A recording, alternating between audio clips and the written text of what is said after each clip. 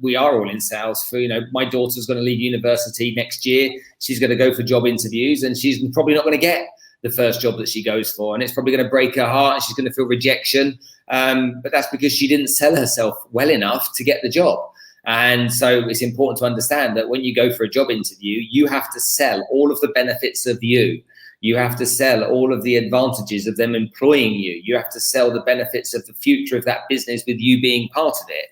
So selling starts at a young age for all of us. It's just that people don't take selling as a skill seriously.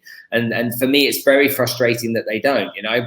And so when you look at sales, it's such an exciting industry, an exciting subject. But you can pick out, you know, what does the lawyer do when he's standing there? We used to watch a TV show called Boston Legal. What does Danny Crane do when he's standing there in front of the jury, okay, and he's either defending or he's prosecuting? He's selling to the jury. That's what that guy's doing. He's selling that his client is innocent or that the other client is guilty. He's selling that concept to the judge and the jury.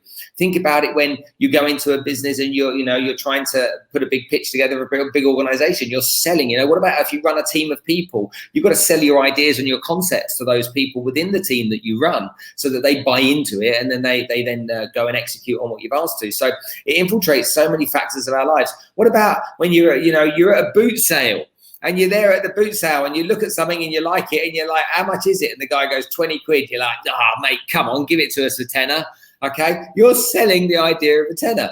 And so what you've got to remember in every situation is that someone's either going to sell you on yes or you're going to sell them on no. It's one or the other. So in a conversation between two people, the person that influences the other one the most is the one that will influence the outcome of that conversation. And so it's really important to understand that.